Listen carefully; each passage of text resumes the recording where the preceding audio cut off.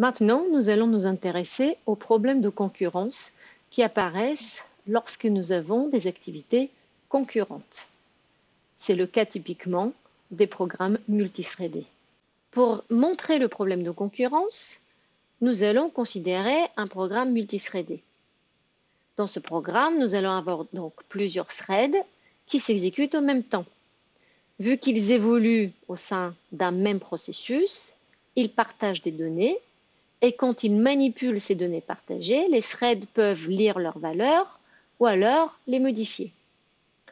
Le problème avec les opérations de lecture et d'écriture, c'est qu'il faut faire attention et ne pas les faire en même temps puisqu'on peut corrompre les valeurs des variables.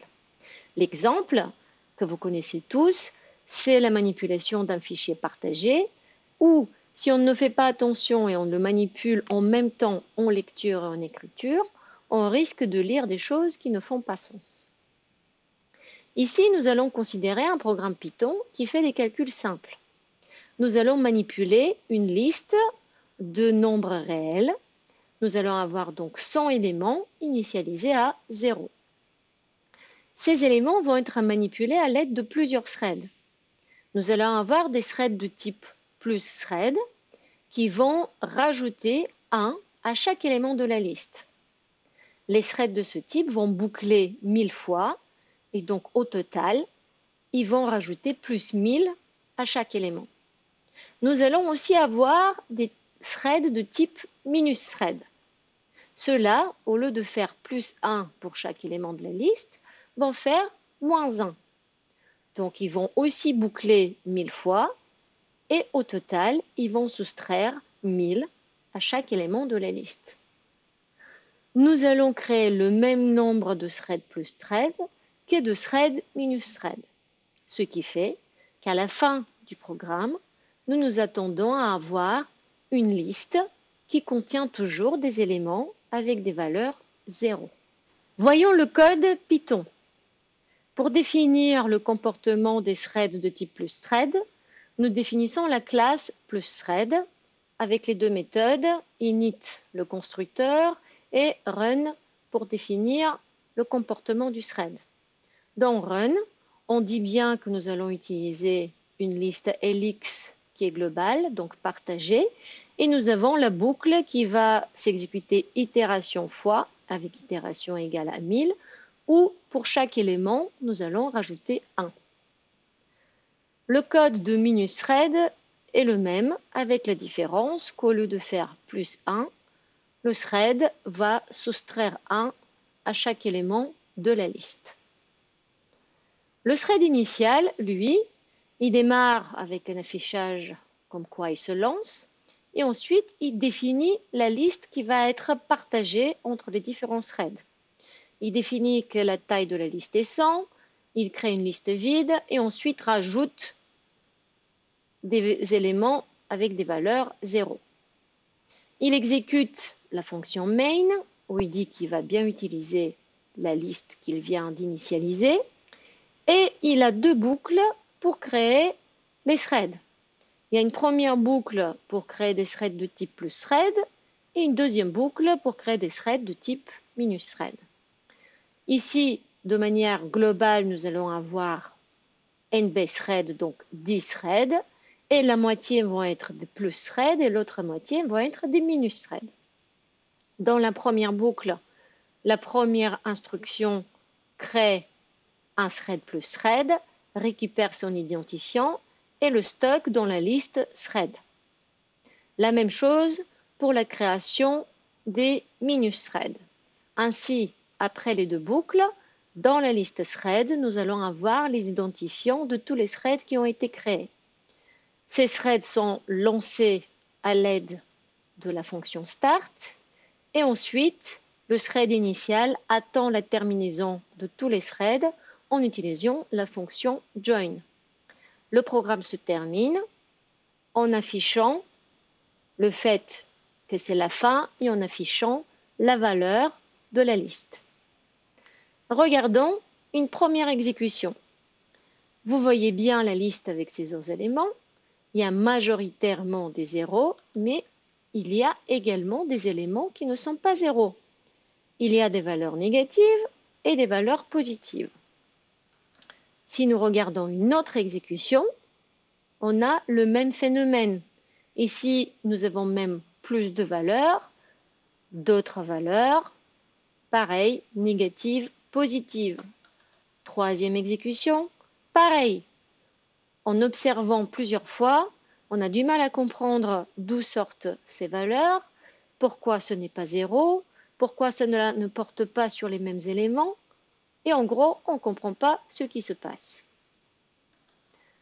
Pour comprendre ce qui se passe, on va regarder comment s'exécute une instruction de haut niveau. Donc ici, dans notre exemple, nous avons des instructions arithmétiques, le plus 1 ou le moins 1, sur des réels. En réalité, quand on regarde à plus bas niveau, au niveau processeur, ce qui se passe, nous nous rendons compte que cette instruction est décomposée en 3 instructions de bas niveau. D'abord, il y a la lecture de la valeur de la variable depuis la mémoire. Ensuite, il y a le calcul. Et au final, il faut écrire la nouvelle valeur en mémoire. Donc, au lieu d'avoir une instruction, nous avons 3 instructions de bas niveau. Et le problème est que l'exécution de ces 3 instructions n'est pas atomique, c'est-à-dire que ces 3 instructions ne s'exécutent pas en bloc, mais l'exécution peut être interrompue entre les différentes instructions.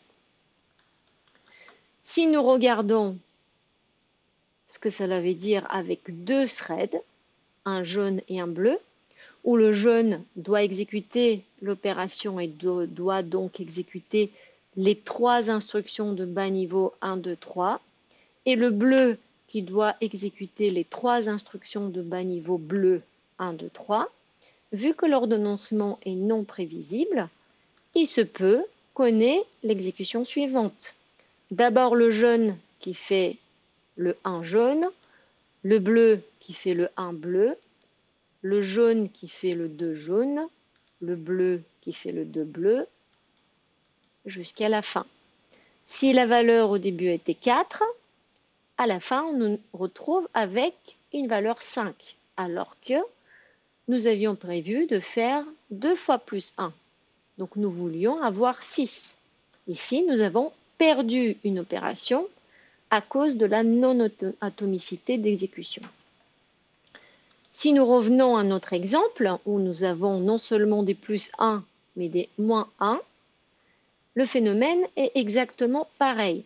Donc si nous avons ici un thread qui est un plus thread et donc fait plus 1, il devrait exécuter des instructions de bas niveau 1, 2, 3 qui sont montrées ici, alors que les threads qui sont de type minus thread doivent exécuter les instructions qui sont montrées ici.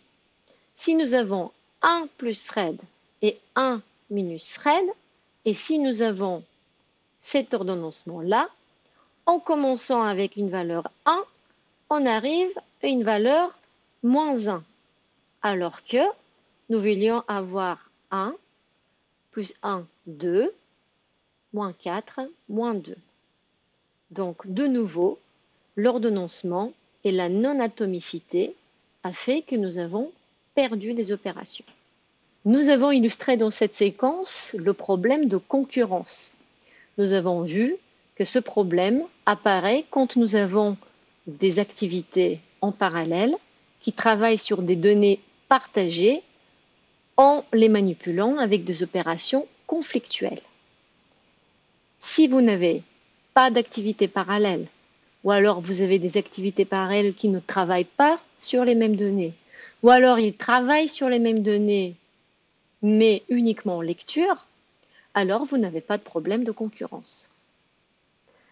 Le problème de concurrence fait que les valeurs des ressources peuvent être corrompues, ce qui peut créer des comportements incohérents.